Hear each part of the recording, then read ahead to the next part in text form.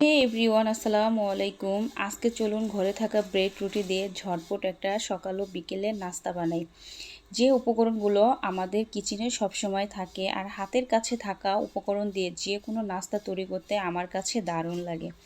আশা করছি আপনাদের কাছে আমার আজকের দুর্দান্ত পাকোড়া রেসিপিটি অনেক ভালো লাগবে। নাস্তাটি বানাতে প্রথমে আমি 4 থেকে 5 পিস ব্রেড রুটি নিয়ে নিছি। এখানে মিডিয়াম সাইজের একটা আলু আমি কুচি করে ধুয়ে নিছি। এটা হচ্ছে কুচি করে কাটতে হবে। পেঁয়াজ কুচি, কাঁচামরিচ কুচি নিয়ে নিছি। এখানে একটা মিক্সিং বোল নিয়ে নিছি। এখন যে আলু কেটে ধুয়ে রাখছিলাম ওইটা আমি অ্যাড করে দিব। পেঁয়াজ কুচি, কাঁচামরিচ কুচি আমি দিয়ে দিব। স্বাদ মতো কিছুটা লবণ অ্যাড করব। হাফ টেবিল চামচ স্পুন পরিমাণ হলুদ গুঁড়া, হাফ টেবিল চামচ মরিচ গুঁড়া, হাফ টেবিল চামচ স্পুন পরিমাণ ধনিয়া গুঁড়া দিয়ে দিলাম। জিরা বাটা দিয়ে দিলাম হাফ টেবিল চামচ, রসুন বাটা দিয়ে দিলাম হাফ টেবিল চামচ, হাফ কাপ হচ্ছে আমি এখানে ময়দা ইউজ করতেছি। আপনারা চাইলে এখানে চালের গুঁড়োটা ইউজ করতে পারেন। দেখুন আমার মিক্সড করা হয়ে গেছে। এখন যে ব্রেড রুটি এগুলো হচ্ছে আমি একটু নরম করে নেব, তাই হচ্ছে একটা প্লেটে আমি কিছুটা পানি দিয়ে দিচ্ছি। এই কাজটা আপনারাও করে দিবেন। এখন এই ব্রেড রুটিগুলো হচ্ছে আমি এক এক করে হচ্ছে ভিজিয়ে একটু সফট করে নেব।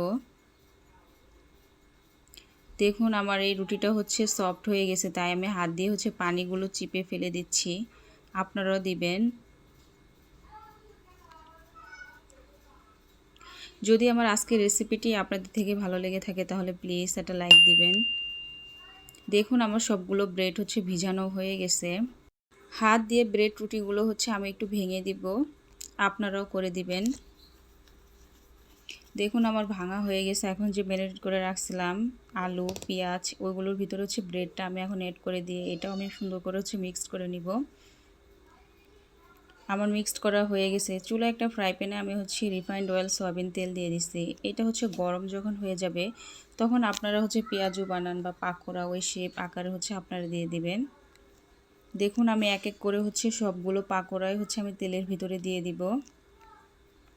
এই নাস্তাটি খেতে কিন্তু ভীষণ ভালো লাগে আর অনেকটা ক্রিস্পি। যারা ঝাল ঝাল খেতে লাইক করেন তারা অবশ্যই বাসায় এইভাবে ট্রাই করবেন। আমার রেসিপিটি ফলো করে দেখবেন, খুবই ভালো লাগবে।